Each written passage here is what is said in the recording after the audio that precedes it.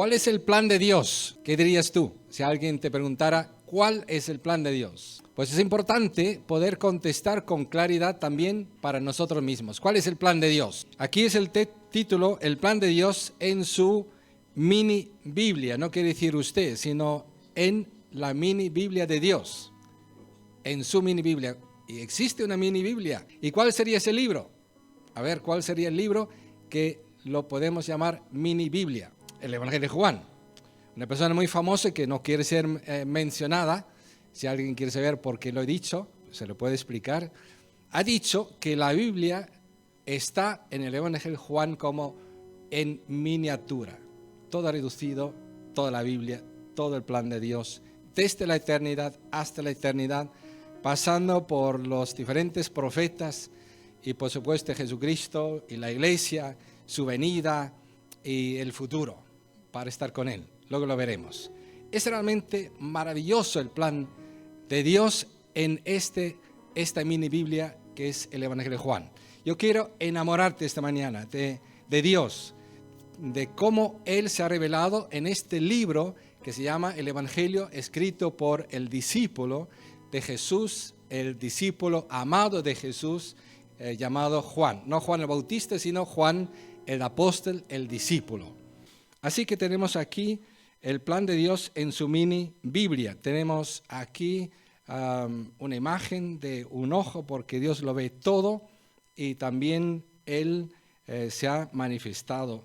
Y tenemos Biblias en papel y tenemos Biblias en móviles. Pues queridos, el plan de Dios, en resumidas cuentas, aquí lo tienes en diferentes fases que están entrelazadas. Empieza con quién es Dios. ¿Cuál es el plan de Dios? ¿Cómo ser hijos de Dios? ¿Cómo dar fruto? ¿Cuál es su misión? La misión de Dios. ¿Cuál es nuestro destino? Entonces, ¿quién es Dios con el cual yo voy a pasar la eternidad? Y es el plan de Dios en el Evangelio de Juan de A a Z. Maravilloso. No te lo pierdas, ni un solo día leyendo poco a poco el Evangelio de Juan, meditando sobre ello, sacando todas esas conclusiones. Antes de seguir adelante, quiero retroceder y hacernos reflexionar dónde estamos, en qué mundo vivimos.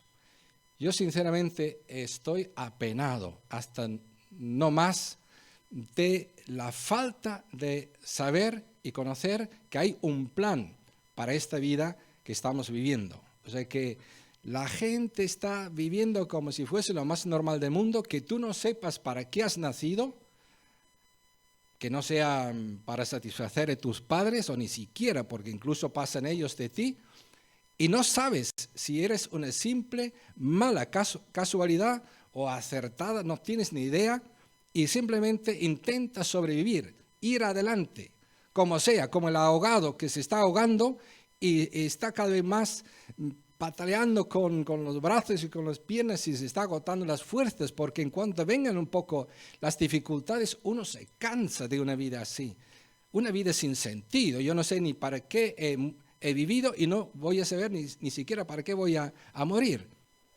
Yo estoy invitado por medio del Evangelio de Juan, inspirado por Dios, escrito por una persona que es testigo, que ha estado con Jesús.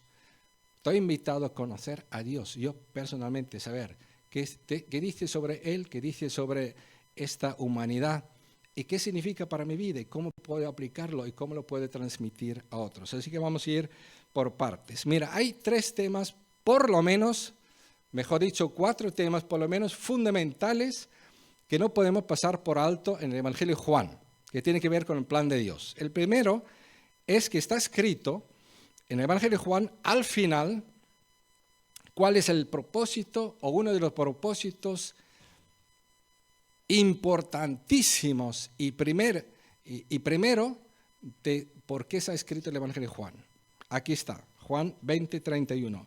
Pero estas cosas, dice el escritor, se han escrito para que creáis que Jesús es el Cristo, el Hijo de Dios, y para que al creer en su nombre, o sea que leyendo, entendiendo, asimilando abriendo el corazón, poniendo fe en ello, podemos experimentar ¿qué?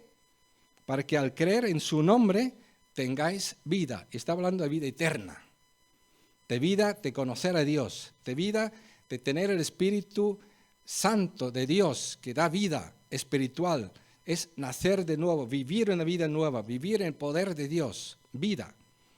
Eso es el primer propósito claro. Juan 15, versículo 5. Yo soy la vid y vosotros las ramas. El que permanece en mí y yo en él, dará mucho fruto. Separados de mí no podéis hacer nada. ¿Y qué significa dar mucho fruto? Ser como Jesucristo, ser como Él. O sea que si Jesucristo fue enviado por el Padre y yo veo que por la mañana Él se levantó para estar a solas y pasó de las actividades que le esperaban y todo el mundo tenía que esperar porque estaba con el Padre, pues esto debería ser tú. Como Jesucristo. ¿Qué hacía Jesucristo? Estaba con su Padre, salía, evangelizaba, estaba con su equipo, con sus líderes y hacía otros discípulos y tenía siempre unos cuantos discípulos y les mandaba por donde él iba y daba su vida para que ninguno se pierda, sino que todos sean salvos, si es posible. Eso significa lo que dice Juan 15, 5, dar mucho fruto. Juan 20, 21. Cuando nosotros damos este fruto en nosotros, somos como Jesucristo, ¿qué tenemos que hacer? Bueno, ser enviados como Él, por el Padre. Pues ese es el plan de Dios en su mini Biblia, que es el Evangelio de Juan.